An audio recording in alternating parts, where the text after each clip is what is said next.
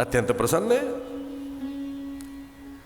वशिष्ठ, पर उनसे अधिक प्रसन्न उनकी पत्नी है।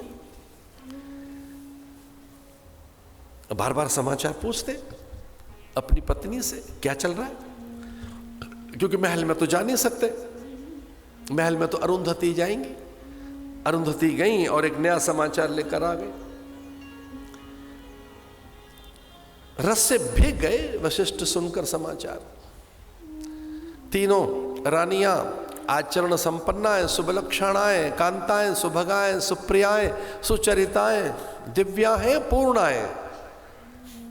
गर्भवती स्त्री के ऐसे ये 92 नाम बताए, 92। पहले दिन से लेकर जब तक वो बालक को जन्म नहीं दे देती और जब तक उसके बालक का नामकरण न हो जाए, ऐसे उसकी 92 स्टेजेस होती हैं। इतनी सपना सुना रही है। संकोच में पूछा अरुंधति ने, कैसा सपना आया? कहती है मुझे बार बार एक सपना आता है। अरुंधति ने, कौन सा सपना आता है? बोली, क्या मैं सन्यासी को पैदा कर रही हूं? क्या मेरे गर्भ में साधु है कोई, यति, योगी, तपस्वी? क्या मैं उसको पैदा कर रही हूं जो चिता भस्म लगाकर, धूनी रमाकर, हिमकंदराओं में, हिमालय में तप करेगा? क्योंकि मेरे भीतर कोई एक योगी है जिसमें संसार कहीं नहीं है। एक निष्काम, अकाम, पूर्ण काम, आप्तकाम पुरुष।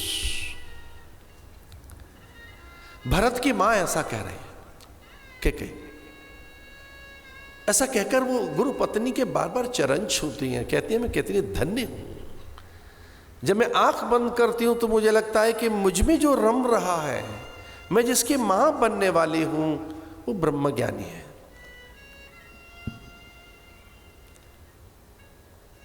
चूंकि मुझ में जगत खो गया है, अब कोई रस, रूप, परिधान, आभूषण, सम्मान, जय जयकार, ये तो मुझे कभी चाहिए ही नहीं था। लेकिन मैं हर पल समाधि में रहना चाहती हूं। तो मेरी आंख खुली है तो समाधि है, मैं आंख बंद करूं तो समाधि है। मुझ में न कोई राग है, न द्वेष है, न ईर्ष्या है, न मत्सर है, न मुझ में जागते कोई कामना है, न कोई वासना है। मैं एकदम परमानंद में हूं। तो क्या मैं ब्रह्मज्ञानी की मां बन रही हूं? क्या मुझसे जो जन्म लेगा बालक वो साधु होगा, महात्मा होगा? अरुंधति ने, देखो उनका साहस, गुरु पत्नी का मस्तक पर हाथ रख रही हैं, वो आशीष दे रही हैं, साधु साधु। यद्यपि अरुंधति तो त्रिकाल दर्शनी है, अरुंधति सब कालों को देख सकती है, लेकिन साधु, संत, महात्मा, गुरु, सिद्ध और महापुरुषों को यह अधिकार नहीं कि प्रकृति को टटोल के बता दें। भविष्य बताने वाले वक्ता भी बहुत होंगे, उनको अधिकार होगा, आचार्यों को यह अधिकार नहीं है। हमारी कुछ मर्यादाएं हैं, हम प्रकृति को नहीं पढ़ेंगे। और अरुंधति ने उनके मस्तक पर हाथ रख के कहा, साधु साधु। लेकिन साहस हो गया सुमित्रा का कि जब बड़ी जीजी ऐसा कह रही है तो हम भी अपनी मन की बात कर लें। बोले, हमारा भी ऐसे ही कुछ मन है। मुझमें भी एक भावना ऐसी आती है कि कोई टकटकी लगाकर कौशल्या के गर्भ को देखता है।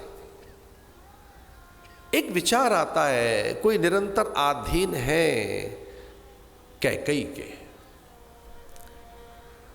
तो क्या मैं 2 बालकों की मां बन रही हूं? क्योंकि एक मुझ में अनुचर जैसा दिखता है कोई, एक मुझ में दास जैसा दिखता है कोई, एक किंकर जैसा दिखता है मुझ में कोई। क्या मैं किंकर की मां बन रही हूं? किम करोति सब प्रियच्छति, ये संस्कृत भाषा में है। मुझ में जो है वो अपनी योग्यता से कभी कुछ नहीं करेगा। मुझे तो लगता है ऐसा, मेरे भीतर में कोई एक ऐसा पुत्र है जिसके पास कोई योग्यता ही नहीं है। और मैं कितनी आनंदित हूं, मैं कितनी भाग्यशालिनी हूं।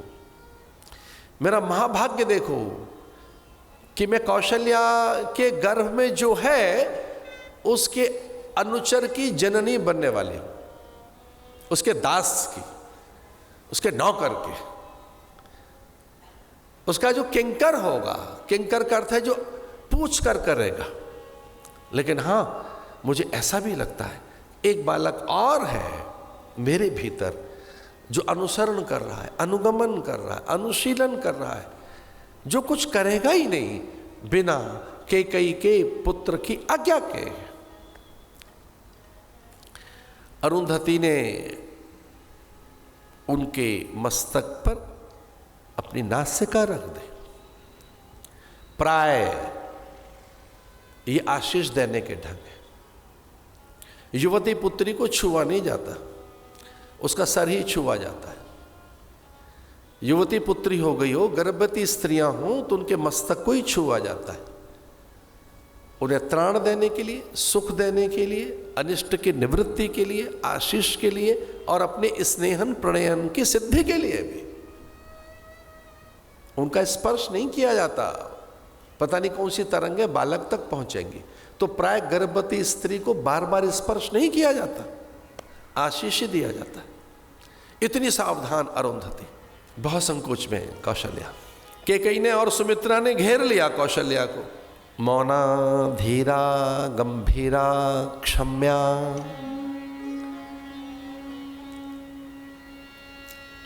जिनसे कभी किसी ने क्षमा मांगी ही नहीं वो पहले ही क्षमा कर देती है।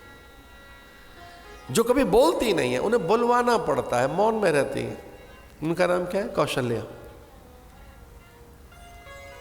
वो संकेत में बात करती है। वो तो कौशल्या तो संकेत में बोलती है। गुरोस्तु मौनम व्याख्यानम शिष्यास्तु छिन्न संशया। एक भीतर की बात बता रहे थे। गुरु अपने अंतरंग शिष्य से कम बातें करता है, संकेत से बात करता है। और विश्वास कीजिए, मेरे और मेरे गुरु के ज्यादा संवाद नहीं हुए, बहुत थोड़ी बातें हुई हैं। उन पर ही मैं चल पड़ूं तो बहुत है, थोड़ी सी। गुरोस्तु मौनम व्याख्यानम, मौन है कौशल्या। मौनम सर्वार्थ साधनम। एक हाथ कैकेयी ने पकड़ा और दूसरा सुमित्रा ने। जी जी बोलो ना। तो उन्होंने कहा क्या बोले। मुझे तो लगता है जब से मेरे भीतर वो सत्ता आई है, मैं कभी कभी विचार करती हूं ये अंबर मैंने बनाया है क्या? ये आकाश, ये धरा, निहारिका और नक्षत्र, काल, जीव के स्वभाव और विविध कर्म और नाना प्रकार की जो जैव रचना है, क्या पर्वत, पौधे, पादप, वनस्पतियां मैंने बनाई है? क्या ये जो चंद्र तारिकाएं हैं, निहारिकाएं हैं, ये मैंने बनाई है क्या? तो मुझे लगता है कि रे मेरे भीतर जो है वो आ रहा है जिसने पूरी धरती और ये संपूर्ण जैव जगत बनाया है। सितारे बनाए, चंद्र बनाया, सूर्य बनाया। एक नहीं, कौशल्या थक गई कहते कहते। एक नहीं, कोटि कोटि आदित्यों की रचना जिससे होती है। लखा आकाश, गुरु नानक कहते हैं एक आकाश नहीं है, लखा सूर्य, लाखों सूर्य। जा दिन ते हरि गर्भ ही आए, सकल लोक सुख संपत्ति छाए। जा दिन ते हरि गर्भ ही आए। जैसे ही हरि आए तो सकल लोक सुख संपत्ति छाए। यह समूची सृष्टि, जीव रचना, मुझे लगता है कि मैं ब्रह्म जननी, मैं नारायण की मां बनने वाली हूं, मुझे ऐसा लगता है। और हर्षित हो गई सुमित्रा, गिर पड़ी चरणों में ये कहकर कि फिर मेरी अनुभूति और दोहद फिर सत्य ही तो सिद्ध हुआ। कि मेरे भीतर जो एक बालक है वो ब्रह्म का अनुचर होगा। और ब्रह्म का उपासक होते हैं महात्मा, भगवान की उपासना करते हैं साधु। तो ये कैकेयी का बेटा तो साधु होगा, तो मेरा एक बालक साधु की सेवा में और दूसरा ठाकुर की सेवा में। एक बालक ठाकुर सेवा, एक साधु सेवा में।